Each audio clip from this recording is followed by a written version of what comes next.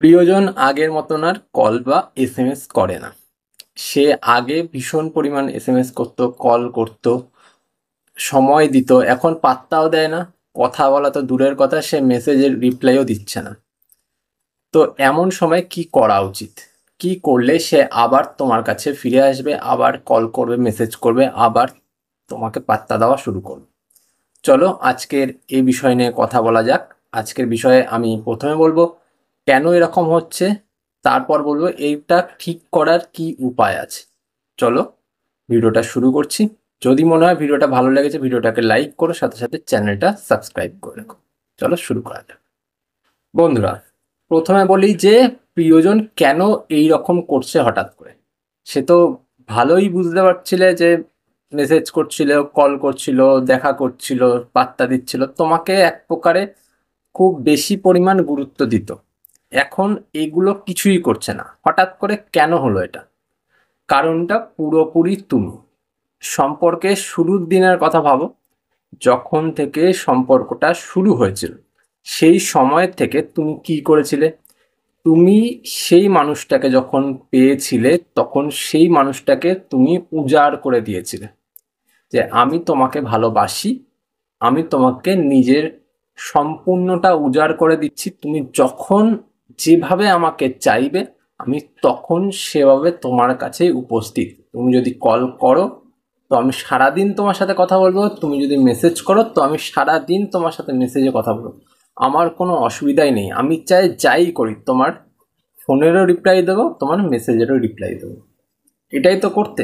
আর এটাই সম্পর্কের সব থেকে বড় ভুল হয়ে দাঁড়িয়েছে। যখন থেকে তুমি ওর কাছে পুরোপুরি সমর্পিত হয়ে গিয়েছো বা আত্মসমর্পণ করে দিয়েছো যে হ্যাঁ আমি পুরোপুরি তোমার, তুমি যা খুশি তাই করতে পারো, এইবার থেকে সে কি বুঝেছে? সে এটা বুঝেছে যে এইবার তো এই মানুষটা আমার হাতের নাগালে চলে এসছে। এখন আমার ওর প্রতি বেশি সময় নষ্ট করার কোনো দরকার নেই। আমি ওকে যদি টাইম দিই তাও ও আমার সাথে কথা বলবে, আমি যদি ওকে টাইম নাও দিই তাও ও আমার সাথে কথা বলবে। বোঝা গেল এতটুকু? এই কারণেই কিন্তু সে তোমার সাথে দূরত্ব বজায় করছে।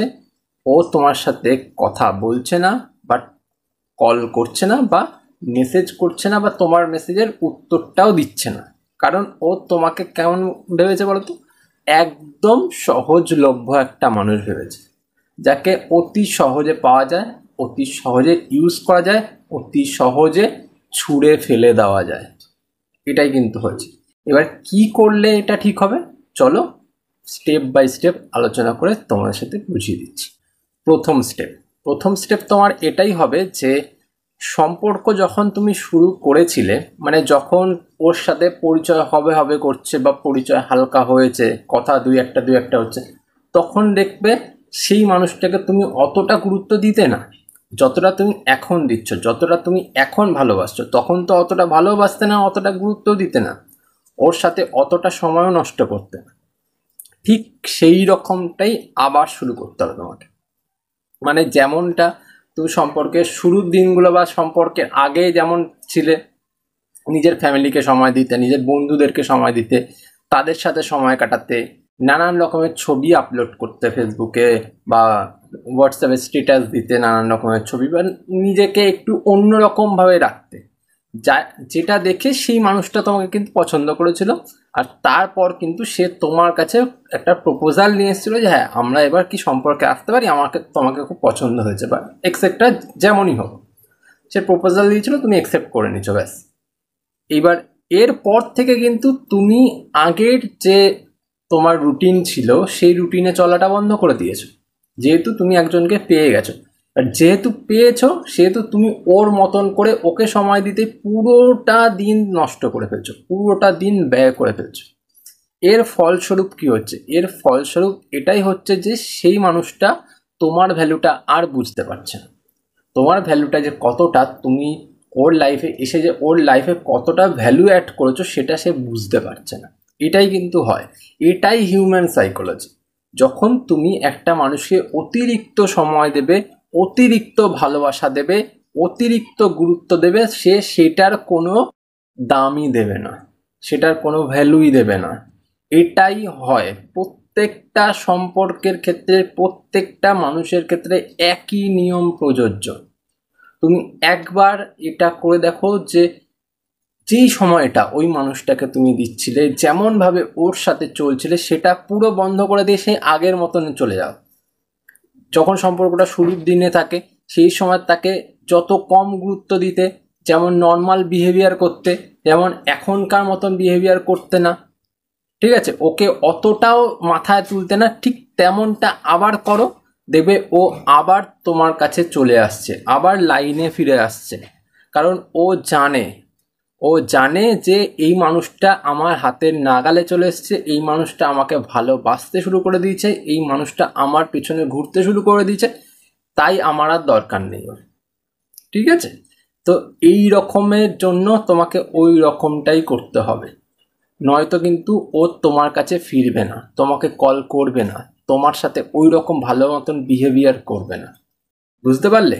তো প্রথমে স্টেপ কি হবে, তোমাকে আগের রুটিনে ফিরে যেতে হবে, আগের মতন জীবনযাপন করতে হবে, বন্ধু, ফ্রেন্ডস বা ফ্যামিলি যাই হোক, বা নিজের হবি যেটাই হোক, যেটা নিয়ে তুমি ভালো ছিলে সেই জায়গাটাতে ফিরে যেতে হবে, সেই রকমভাবে দিন কাটানো শুরু করতে হবে। ও কথা বলছে না, ওকে ওর মতন থাকতে দিতে হবে। বোঝা গেল? গুড। সেকেন্ড পয়েন্ট, যখন থেকে সম্পর্কে তুমি এন্টার করেছো, একটু মাথায় ভেবে দেখো সেই মানুষটার লাইফে পুরোপুরি ইন্টারফেয়ার করা শুরু করে দিয়েছো। তার ভালো, তার খারাপ, তার আচার আচরণ, তার কথাবার্তা, সব কিছুর মধ্যে তুমি ইন্টারফেয়ার করতে শুরু করেছো। সে কোন ড্রেসটা পরবে, সে কিভাবে চলবে, কোথায় যাবে, কোথায় না যাবে, সব কিছু তুমি জানতে চাইছিলে, সব কিছুর মধ্যে তুমি ঢুকতে চাইছিলে, সব কিছু নিয়ে তুমি কথা বলতে চাইছিলে। কেন? কারণ একটাই, তুমি তাকে ভালোবাসো। তুমি যেহেতু তাকে ভালোবাসো, তাই জন্য তার প্রত্যেকটা জিনিসে তুমি ঢুকতে চাইছিলে। এবার এই যে তার প্রত্যেকটা জিনিসে তুমি ঢুকতে চাইছিলে, প্রত্যেকটা জিনিসের বিষয়ে তুমি রোজ কথা বলছিলে, এই জিনিসটা তোমার বন্ধ করে দিতে হবে।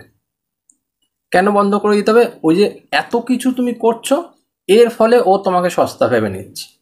যেহেতু ও সস্তা ভেবে নিচ্ছে, তাই তোমাকে এই জিনিসগুলো থেকে বিরত থাকতে হবে। বিরত মানে পুরোপুরি বিরত।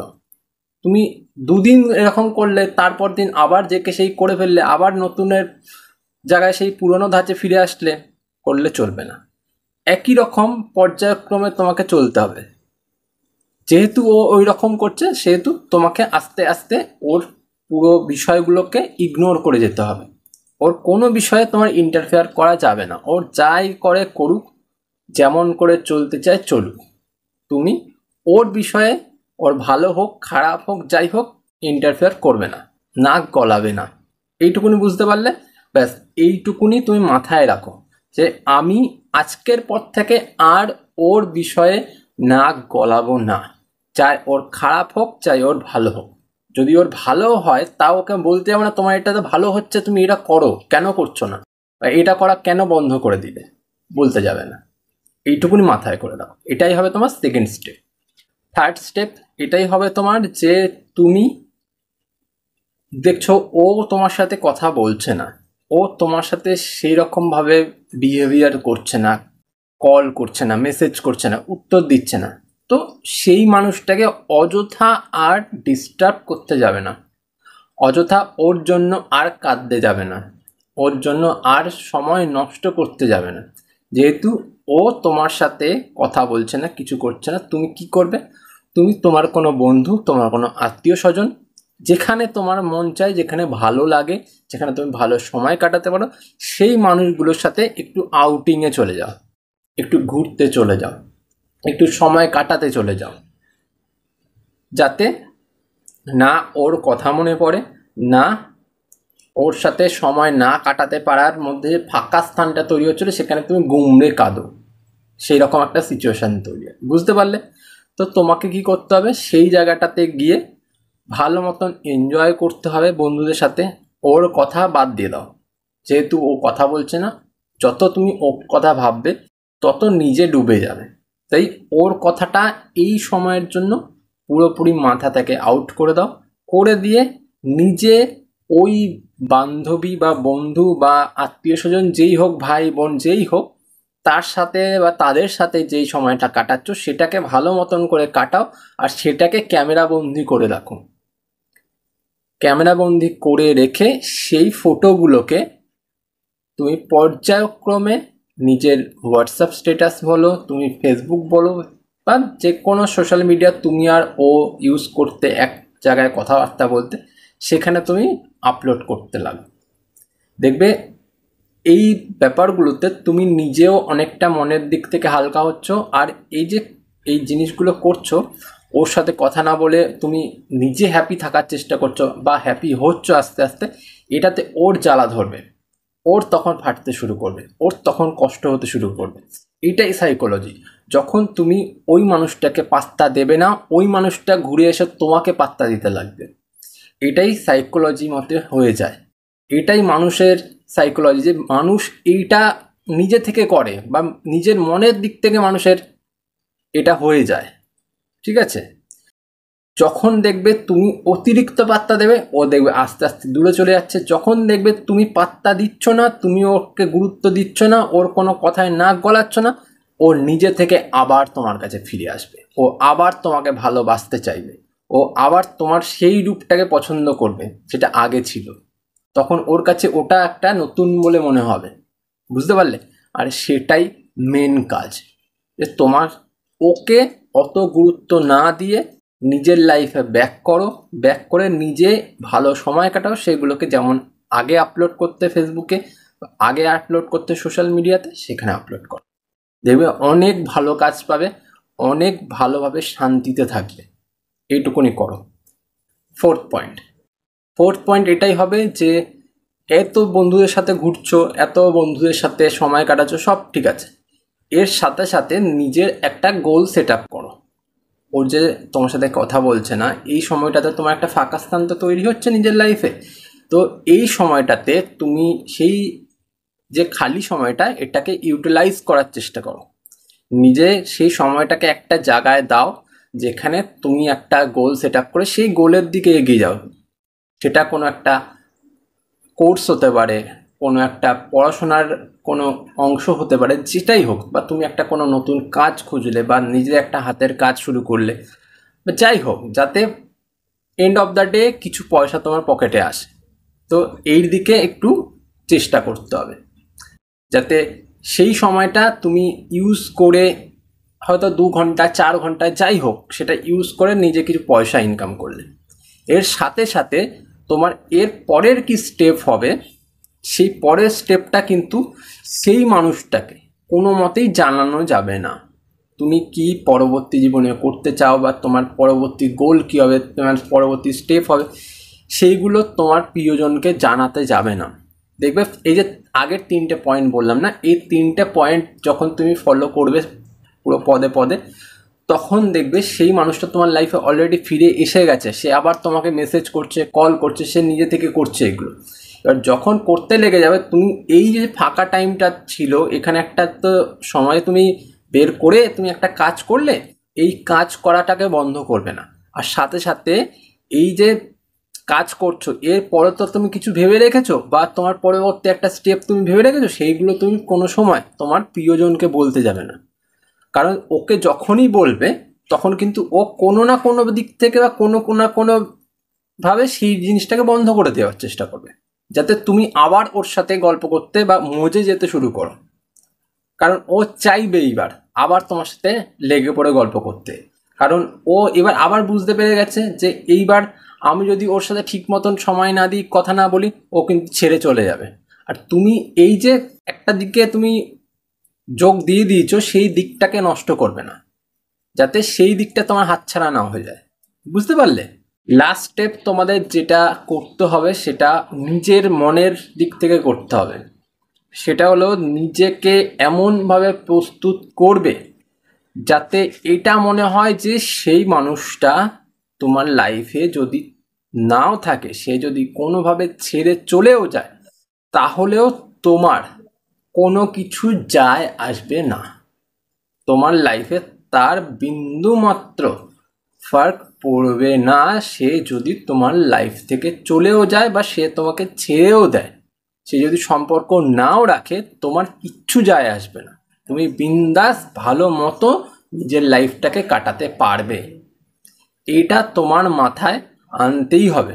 কারণ হতে পারে যে যখন তুমি আগের পয়েন্টগুলো ফলো করবে তখন সেই মানুষটা ফিরে আসবে, আবার তোমাকে ভালোবাসবে, আবার তোমাকে স্বপ্ন দেখাবে। কিন্তু যখন আবার সেই রকম হয়ে যাবে সে কিন্তু আবার ছুটে চলে যাবে, আবার অন্য লাইনে তাকে দেখতে পাবে, তাকে আবার তুমি কিন্তু হারিয়ে ফেলবে। সেই সময় যাতে তোমার কষ্ট না হয় তার জন্য আজকের দিন থেকেই নিজেকে প্রস্তুত করতে হবে সেই বিষয়ের জন্য, যাতে পরবর্তীকালে গিয়ে তোমাকে কষ্ট না পেতে হয়, পরবর্তীকালে গিয়ে তোমাকে ব্যথা না পেতে হয়। বোঝা গেল? এটা খুব গুরুত্বপূর্ণ একটা স্টেপ। নিজেকে ওইভাবে প্রিপেয়ার করো, না তো দিনের পর দিন তোমাকে কষ্ট পেতে হবে, দিনের পর দিন তোমাকে ব্যথা পেতে হবে, দিনের পর দিন ওর অবহেলার শিকার হতে হবে। ঠিক আছে? এই 5টা পয়েন্ট তোমাদেরকে বললাম, ফলো করো, দেখবে তোমরা লাইফে অনেক লাভ পাবে। সেই মানুষটা যে তোমাকে এত অবহেলা করছিল, এত মেসেজে রিপ্লাই দিচ্ছিল না, কল করছিল না, গুরুত্ব দিচ্ছিল না, পাত্তা দিচ্ছিল না, আবার দেবে, আবার তোমার কাছে ব্যাক করবে, ফিরে আসবে। যদি ঠিক মতনভাবে চলতে পারো তাহলে দেখবে লাইফে আর কোনো সমস্যা আসছে না। আজ এ পর্যন্তই। ভিডিও ভালো লাগলে ভিডিও লাইক করো, সাথে সাথে চ্যানেলটা সাবস্ক্রাইব করে দিও। টাটা।